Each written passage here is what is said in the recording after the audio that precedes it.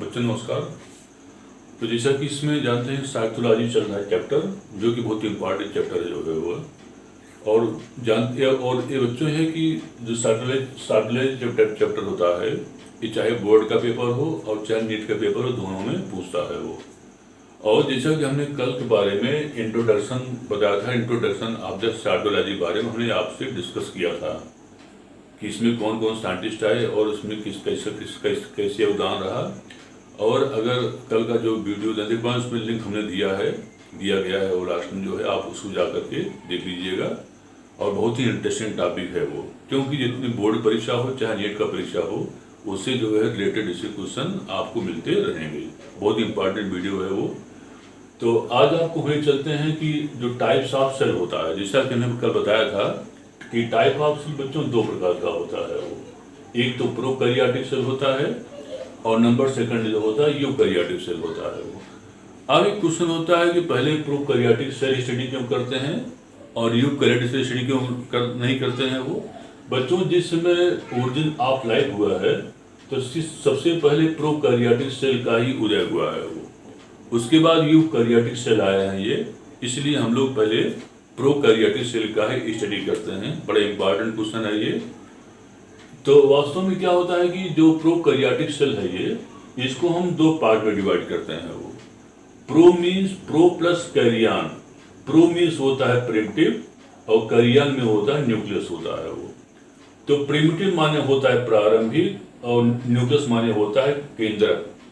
तो जिसमें प्रारंभिक केंद्रक होता है, प्रारंभिक केंद्रक का मतलब होता है जिसमें कि केंद्रक कला न्यूक्लियर मेम्ब्रेन, केंद्रक कला माने होता है इसको न्यूक्लियर मेम्ब्रेन कहते हैं वो। तो न्यूक्लियर मेम्ब्रेन जिसमें विकसित ना हो और न्यूक्लियर के सब स्ट्रैंड जो है पूरे साइटोप्लाज्म में स्कैटर्ड होते हैं, तो उसको हम जो होता है उसको हम प्रिमिटिव न्यूक्लियस टाइप बोलते हैं वो। अब आती है कि इस जो प्रोकैरियोटिक सेल होता है इसकी डिफिनेशन क्या होती है, परिभाषा क्या होता है वो। इसकी डिफिनेशन ये होती है कि ऐसा सेल जिसमें कि डेवलप्ड सेल ऑर्गेनेल्स माने विकसित कोशिकांग जैसे mitochondria, Golgi body, centrosome, lysosome, endoplasmic reticulum और क्या बोलते हैं कि वो वैक्यूल, न्यूक्लियोलस और न्यूक्लियर मेम्ब्रेन, ये सब नहीं मिलते हैं वो।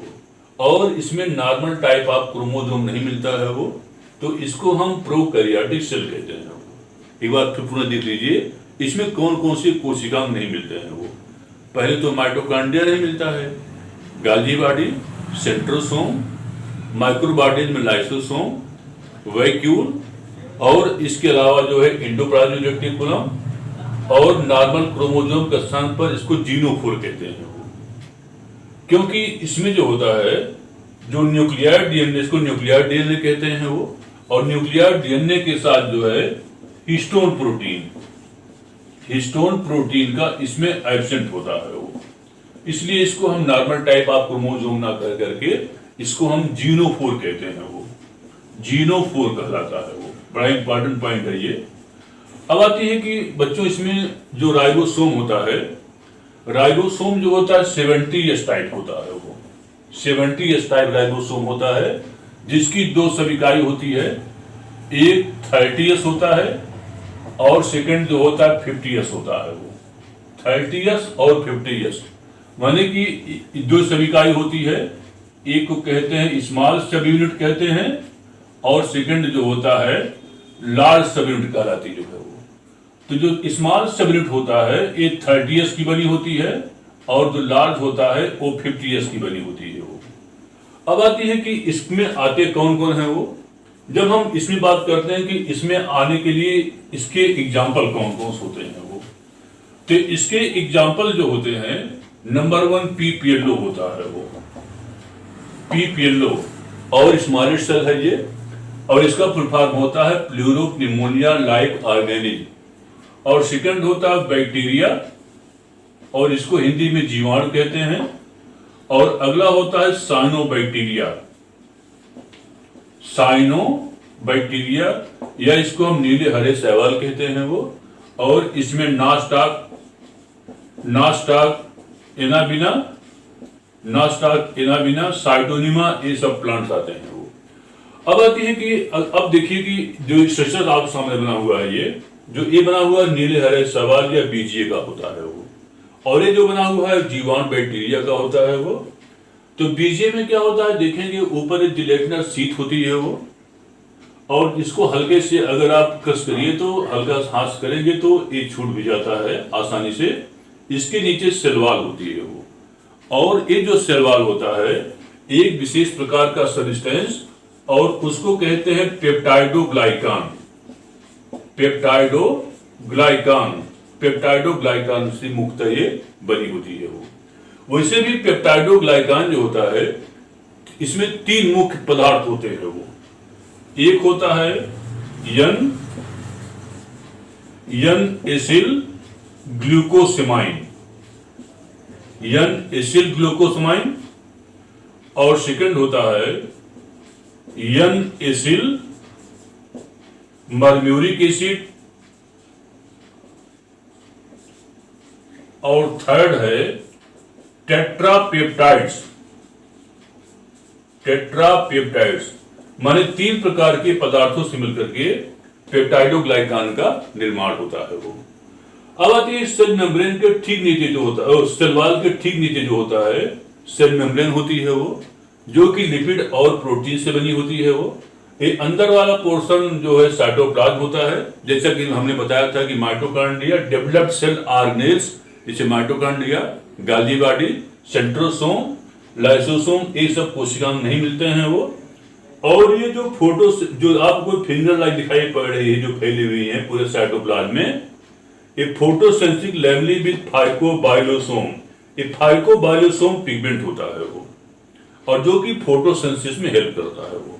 क्योंकि ये ऑटोट्रॉपिक इन नेचर होते हैं वो, इसलिए इसमें फाइकोबाइलोसोम पिगमेंट होता है जिसकी मदद से ये फूड का प्रिपेयर करते हैं वो। अब आती यहाँ पर जो होता है न्यूक्लियर डीएनए मिलता है वो। ये न्यूक्लियर डीएनए जो होता है इसमें हिस्टोन प्रोटीन का एब्सेंस होता जो है वो। तो बहुत ही महत्वपूर्ण पॉइंट है ये। अब आती है नेक्स्ट होता है बैक्टीरिया होते हैं वो। तो बैक्टीरिया जो होता है जैसा कहा गया है, बैक्टीरिया जो होता है सर्वव्यापी होते हैं, माने कॉस्मोपॉलिटन होते हैं, एक टर्म होता है, और हम उसको कहते हैं कॉस्मोपॉलिटन। कॉस्मोपॉलिटन का मतलब होता है कि a world wide in distribution होते हैं। माने क्या मतलब कि ये प्राय सब जगह मिलते हैं वो, सर्वव्यापी होते हैं वो। तो इनके ऊपर जो होती है सेलवाल मिलती है वो, क्योंकि सेलवाल अगर मिलती है, बड़ा इंपॉर्टेंट बड़े बच्चों है ये कि बैक्टीरिया को प्लांट में क्यों रखा गया है, ये एनिमल में क्यों नहीं रखा गया है, क्योंकि बैक्टीरिया में सेलवाल पाई जाती है वो। बस इसका एक कारण है ये, सेलवाल मिलता है इसलिए बैक्टीरिया को प्लांट में रखा गया है। हालांकि बैक्टीरिया का स्टडी जो है हम बैक्टीरियोलॉजी में करते हैं वो। बैक्टीरियोलॉजी में जो है बैक्टीरिया का स्टडी किया जाता है वो, और इसकी आउटर जो मेम्ब्रेन होती है वो सेलवाल कहलाती है वो। और सेलवाल जो होता है वही चीज पेप्टाइडोग्लाइकान से मुख्यतः बना होता है। हालांकि कुछ जीवाणु सेल्यूलोज से भी बना होता है, लेकिन मेनली जो होता है एक पेप्टाइडोग्लाइकान से बना होता है वो। और पेप्टाइडोग्लाइकान जैसे हमने बताया था कि स्वयं पेप्टाइडोग्लाइकान जो होती है 3 मुख्य पदार्थों से मिलकर बनी होती है। नंबर 1 यन एसिल ग्लूकोसेमाइन, नंबर 2 यन एसिल मर्म्यूरिक एसिड, और थर्ड जो होता है टेट्रापेप्टाइड्स होता है वो।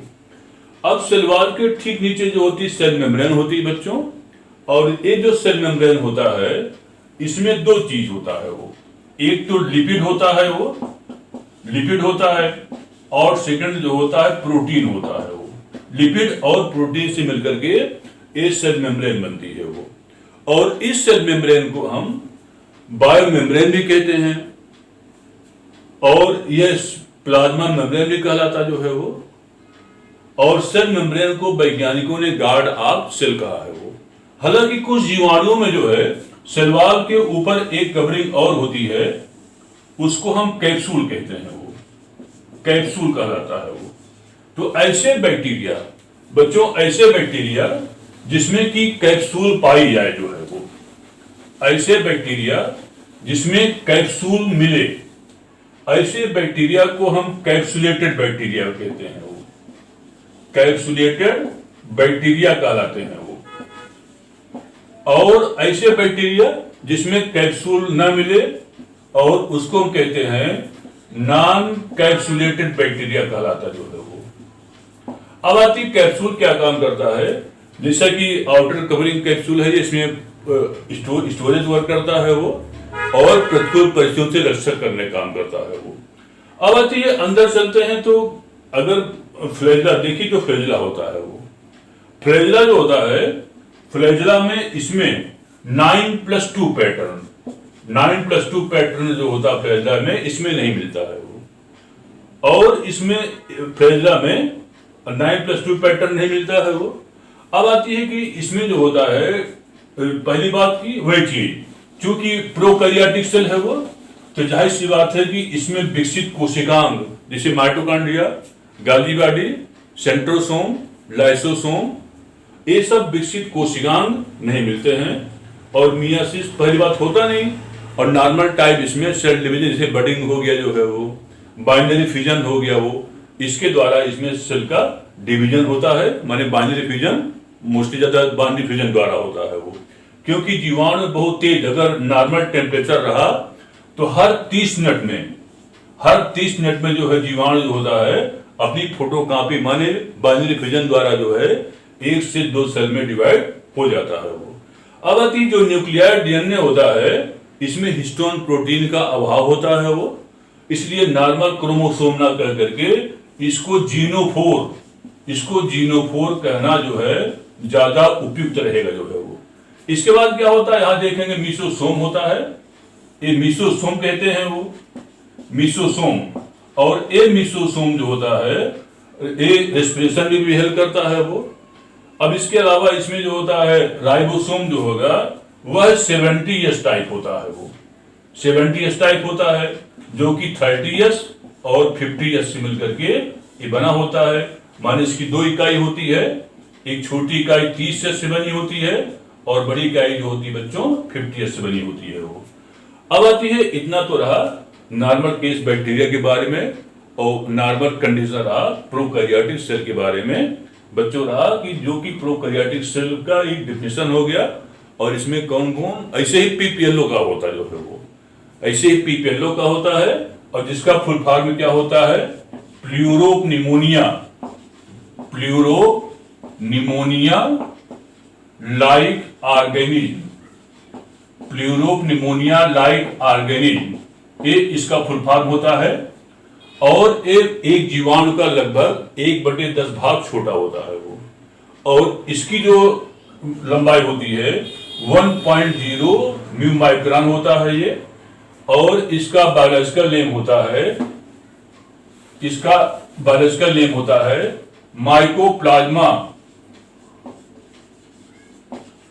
Mycoplasma gallisepticum,